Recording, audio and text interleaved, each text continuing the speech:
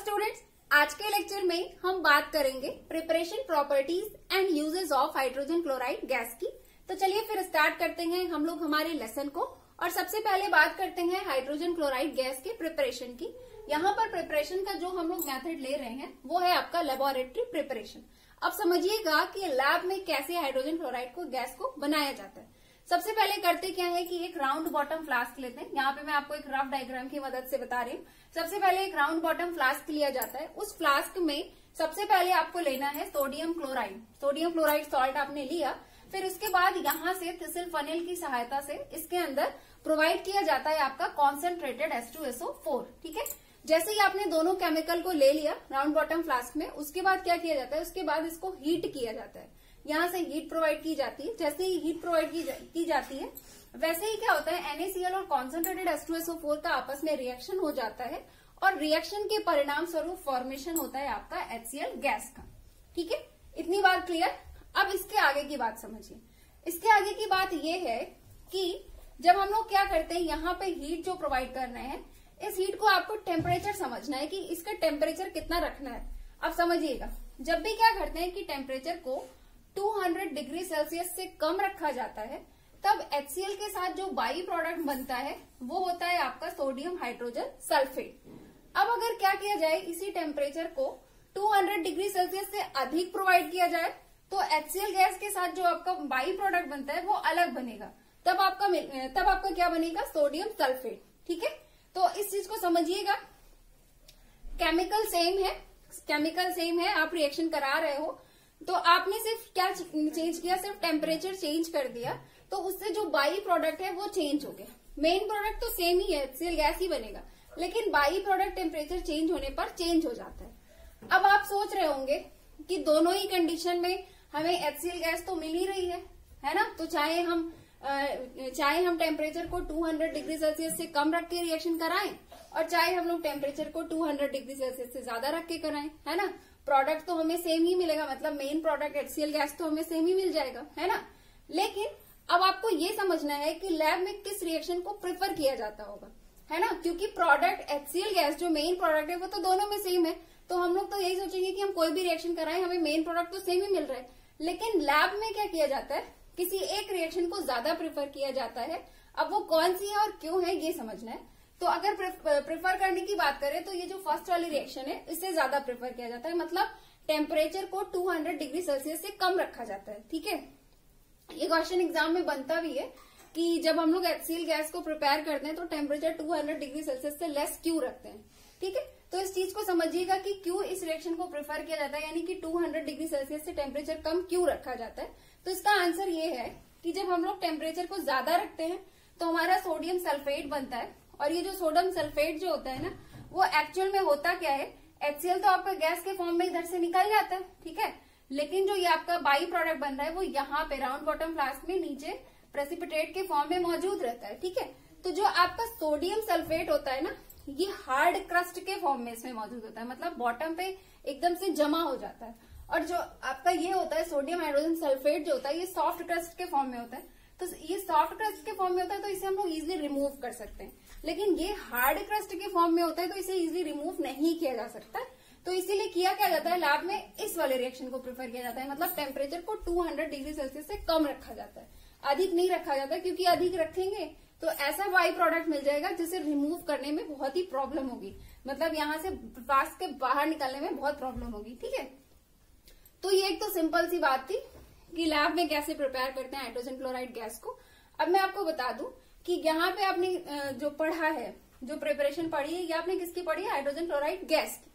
अब अगर इसी हाइड्रोजन क्लोराइड गैस को आपको हाइड्रोक्लोरिक एसिड में कन्वर्ट करना हो तो आप क्या करोगे। ठीक है, तो इस नोट पॉइंट में मैं आपको ये बताने वाली हूँ कि हाइड्रोजन क्लोराइड गैस को हाइड्रोक्लोरिक एसिड में कैसे कन्वर्ट किया जाता है। क्योंकि आपने अपने लैब में जो देखा होगा प्रैक्टिकल करने के दौरान, जो बॉटल्स में आपने देखा है, वो आपने क्या देखा है, हाइड्रोक्लोरिक एसिड को देखा है, जो कि लिक्विड के फॉर्म में होता है ना।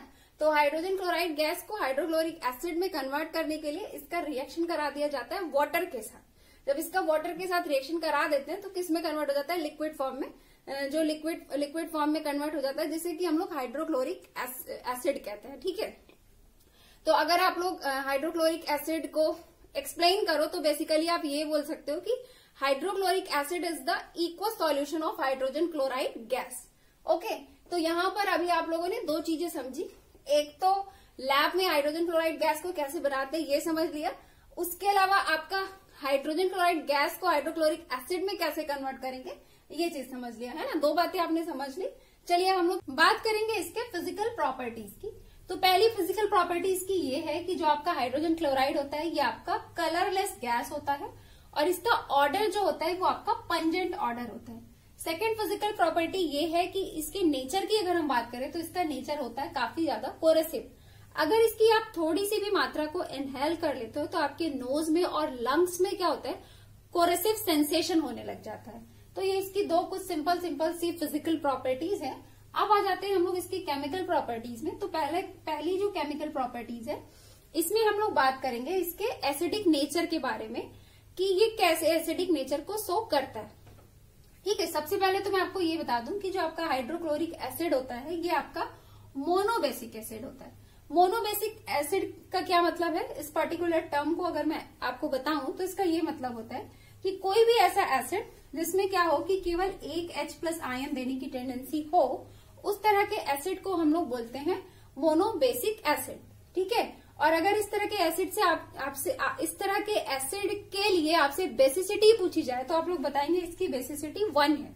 ठीक है, कोई भी एसिड जितनी भी H+ आयन देता है वो उसकी बेसिसिटी कहलाती है। अब जैसे HCl है, इसमें सिर्फ एक H+ आयन देने की टेंडेंसी है तो इसे हम लोग मोनोबेसिक एसिड बोलते हैं। अब जैसे कोई दूसरा एसिड हो, जैसे आपका H2SO4 है तो उसमें 2 H+ आयन देने की टेंडेंसी होती है ना, तो उसे हम लोग बोलते हैं कि वो आपका डाई बेसिक एसिड है, यानी कि उसकी बेसिसिटी क्या होती है, 2 होती है। ठीक है, तो आई थिंक ये टर्म आप लोग समझ गए होंगे। अब मैं यहाँ पर वापस आ जाती हूँ HCl में, कि जैसा कि मैंने कहा कि मैं यहाँ पर आपको बताऊंगी कि HCl कैसे एसिडिक नेचर को शो करता है। तो HCl कुछ इस तरह से शो करता है कि जैसे ही आप HCl गैस को वाटर के साथ मिक्स करते हो, मतलब वाटर के साथ उसका रिएक्शन करा करके उसका इक्वल सॉल्यूशन बनाते हो, यानी कि हाइड्रोक्लोरिक एसिड बनाते हो, तो अंदर होता क्या है, उसके अंदर किस तरह की रिएक्शन होती है। जैसे ही आपने HCl को वाटर में मिक्स किया, ये वाटर के अंदर डिसोसिएट हो जाता है, किसमें, H+ आयन और Cl- आयन में। तो ये जो H+ आयन होता है ना, ये जाकर के वाटर से जुड़ जाता है। वाटर के पास यहाँ पे लोन पेयर ऑफ इलेक्ट्रॉन होता है, इस पर पॉजिटिव चार्ज है, यहाँ पे इलेक्ट्रॉन की कमी है, और यहाँ पे 2 लोन पेयर ऑफ इलेक्ट्रॉन होते हैं ऑक्सीजन में, जिसकी वजह से ये इस पर अटैक करता है और ये H3O+ आयन बना लेता है। ठीक है, तो अगर हम लोग दोनों रिएक्शन को जोड़े तो हमें फाइनल प्रोडक्ट ये मिलेगा। तो ओवरऑल मैं आपको बताना चाहती हूँ कि जो आपका HCl का इक्वस सॉल्यूशन होता है, इसके अंदर ये दोनों आयन पाए जाते हैं, हाइड्रोनियम आयन और क्लोराइड आयन।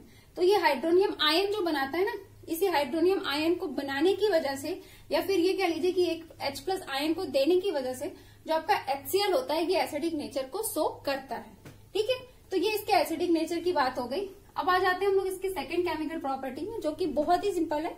यहाँ पे हमें क्या करना है, हम HCl गैस का जब भी अमोनिया गैस के साथ रिएक्शन कराते हैं तो फॉर्मेशन होता है अमोनियम क्लोराइड का। अब यहाँ पे जो समझने वाली यूनिक बात है वो ये है कि यहाँ पर आप दो गैस का आपस में रिएक्शन करा रहे हो, हाइड्रोजन क्लोराइड गैस का अमोनिया गैस के साथ रिएक्शन करा रहे हो, लेकिन ये जो आपको प्रोडक्ट मिलता है ये सॉलिड होता है। ठीक है, इसका फिजिकल स्टेट चेंज हो जाता है, सॉलिड फॉर्म में ये मिलता है। चलिए अब आ जाते हैं थर्ड रिएक्शन में। तो थर्ड रिएक्शन में हम लोग HCl का रिएक्शन कराएंगे आपका कार्बोनेट्स और बाइकार्बोनेट्स के साथ। तो यहाँ पर हम लोग सोडियम के कार्बोनेट और बाइकार्बोनेट को ले रहे हैं। देखिए, जब भी हम लोग सोडियम के कार्बोनेट का, यानी कि सोडियम कार्बोनेट का रिएक्शन हाइड्रोजन क्लोराइड के साथ कराते हैं तो आपका प्रोडक्ट बनता है NaCl, water and carbon dioxide. और सेम प्रोडक्ट बनता है सोडियम बाइकार्बोनेट के केस में भी। जब आप बाइकार्बोनेट के साथ रिएक्शन करा रहे हो HCl का, तब भी आपका सेम ही प्रोडक्ट बनता है NaCl, H2O और CO2। ठीक है, प्रोडक्ट दोनों में सेम है, कार्बोनेट के केस में भी, बाइकार्बोनेट के केस में भी। लेकिन फर्क कहाँ पे, फर्क होता है आपके नंबर ऑफ मॉलिक्यूल्स में। जब आप कार्बोनेट के साथ रिएक्शन कराते हो तो HCl के 2 मॉलिक्यूल्स आपस में रिएक्ट करते हैं, तो NaCl के भी 2 मॉलिक्यूल्स बनेंगे। लेकिन इस केस में बाइकार्बोनेट के केस में क्या होता है, यहाँ पर क्या होता है कि HCl का केवल 1 मॉलिक्यूल रिएक्ट करता है और NaCl का केवल 1 मॉलिक्यूल बनता है। ठीक है, तो यहाँ पे सिर्फ नंबर ऑफ मॉलिक्यूल्स का फर्क होता है कि कार्बोनेट के 1 मॉलिक्यूल के साथ HCl के 2 मॉलिक्यूल रिएक्ट करते हैं और बाइकार्बोनेट के 1 मॉलिक्यूल के साथ HCl का 1 मॉलिक्यूल रिएक्ट करते हैं। तो यहाँ पे अगर फर्क है तो सिर्फ नंबर ऑफ मॉलिक्यूल्स का फर्क है, बाकी प्रोडक्ट सेम होता है। अब फोर्थ आ जाते हैं। तो फोर्थ रिएक्शन में हम लोग सल्फाइड्स और बाइसल्फाइड के साथ HCl का रिएक्शन कराएंगे और यहाँ पर भी हम लोग सोडियम का सल्फाइड और बाइसल्फाइड ही ले रहे हैं। अब यहाँ पर भी देखिएगा कि प्रोडक्ट सेम ही मिलेगा, बस फर्क होता है नंबर ऑफ मॉलिक्यूल्स में। जब हम सोडियम सल्फाइड का रिएक्शन HCl के साथ कराते हैं तो same product sodium chloride, water and sulphur dioxide बनता है। अब समझिएगा, इस रिएक्शन को और इस रिएक्शन को आप लोग साथ में भी याद रख सकते हैं, क्योंकि जब आप कार्बोनेट लोगे तो कार्बन डाइऑक्साइड बनेगा और जब आप सल्फाइड ले लोगे तो आपका सल्फर डाइऑक्साइड बनेगा। ठीक है, तो सोडियम सल्फाइड के केस में भी आपको NaCl वाटर और SO2 सल्फर डाइऑक्साइड मिलेगा, और सोडियम बाइसल्फाइड के केस में या फिर कह लीजिए कि सोडियम हाइड्रोजन सल्फाइड के केस में भी आपको सेम प्रोडक्ट मिलेगा, NaCl water and sulphur dioxide. बस यहाँ पे भी फर्क किसका है, नंबर ऑफ मॉलिक्यूल्स का है। जब आपने यहाँ पे सोडियम सल्फाइड लिया था, जैसे यहाँ पे जब आपने सोडियम कार्बोनेट लिया था तो आपको 2HCl लेना था, यानी कि इसके एक मॉलिक्यूल के साथ HCl का 2 मॉलिक्यूल रिएक्ट करता है। लेकिन सोडियम बाइसल्फाइड के केस में क्या है, इसके एक सिंगल मॉलिक्यूल के साथ HCl का एक सिंगल मॉलिक्यूल रिएक्शन करता है।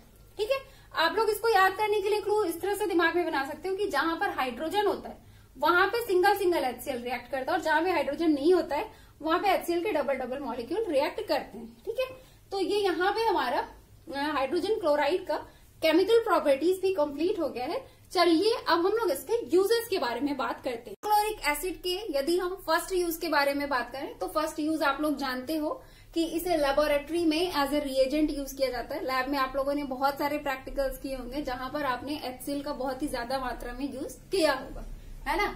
चलिए, ये तो आपको पता ही है पहला। सेकेंड ये है कि HCl का यूज जो है वो आपके डाइज, ड्रग्स और पेंट्स के मैन्युफैक्चर में किया जाता है। थर्ड यूज के बारे में अगर हम लोग बात करें तो HCl का यूज यानी कि हाइड्रोक्लोरिक एसिड का यूज जो है वो स्टार्च को हाइड्रोलाइज करने में किया जाता है। करते क्या है, HCl का यूज करके स्टार्च को हाइड्रोलाइज करते हैं और फिर स्टार्च से क्या बनाते हैं, ग्लूकोज। ठीक है, तो थर्ड यूज भी आपको इसका समझ में आ गया होगा। अब आ जाते हैं फोर्थ यूज में। तो फोर्थ ये है कि इसका इस्तेमाल इक्वारिजिया के प्रिपरेशन में भी किया जाता है। अब आप लोग सोच रहे होंगे कि इक्वारिजिया क्या होता है, तो पहले मैं आपको बता दूं कि इक्वारिजिया क्या होता है। देखिए, इक्वारिजिया एक्चुअल में 2 एसिड्स का मिक्सचर होता है। कौन कौन से 2 एसिड्स, एक है आपका HCl और दूसरा है आपका नाइट्रिक एसिड। ठीक है, इक्वारिजिया आपका क्या है, ये आपका 2 एसिड्स का मिक्सचर है और वो दोनों एसिड्स हैं आपके HCl एंड HNO3। इस इक्वारिजिया में अगर हम लोग दोनों एसिड के रेशियो के बारे में बात करें, यानी कि इनके अमाउंट के बारे में बात करें, तो इसका रेशियो होता है आपका 3:1 का रेशियो। कहने का मतलब कि मान लीजिए अगर आप टेस्ट ट्यूब यूज कर रहे हो इक्वारिजिया के प्रिपरेशन के लिए, आप मेजरमेंट कर रहे हो टेस्ट ट्यूब से, तो आप क्या करोगे, आप उसमें 3 टेस्ट ट्यूब्स HCl लोगे और 1 टेस्ट ट्यूब आप उसमें नाइट्रिक एसिड मिला दोगे, तो आपका इक्वारिजिया बन जाएगा। तो ये 3:1 का ये मतलब है, यानी कि ये इसका मेजरमेंट है। चलिए, ये तो इक्वारिजिया क्या है, कैसे बनता है, ये हो गया। अब अगर हम लोग इक्वारिजिया के यूज के बारे में बात करें तो यहाँ पे मैं आपको नोट पॉइंट पे बता देती हूँ कि इक्वारिजिया का यूज जो होता है वो आपके नोबल मेटल्स को डिसॉल्व करने के पर्पज से यूज किया जाता है।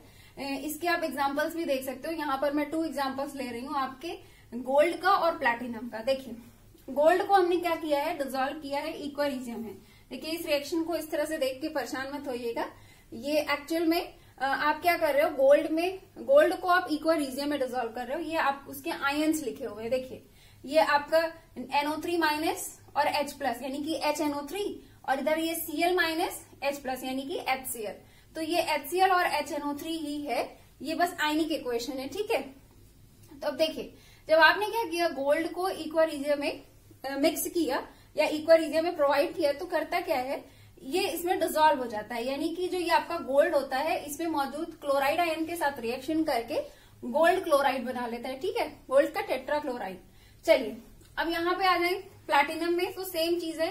यहाँ पे भी वही है कि जब आपने प्लैटिनम को इसमें डिसॉल्व किया इक्वारिजिया में, तो प्लैटिनम करता क्या है, इसमें मौजूद Cl- आयन के साथ, क्लोराइड आयन के साथ रिएक्शन करके प्लैटिनम हेक्साक्लोराइड का फॉर्मेशन करता है। ठीक है, तो यहाँ पे हमारा preparation, properties and uses of hydrogen chloride complete हो गया है। अब हम लोग मिलेंगे नेक्स्ट लेक्चर में। Have a nice day, thank you so much.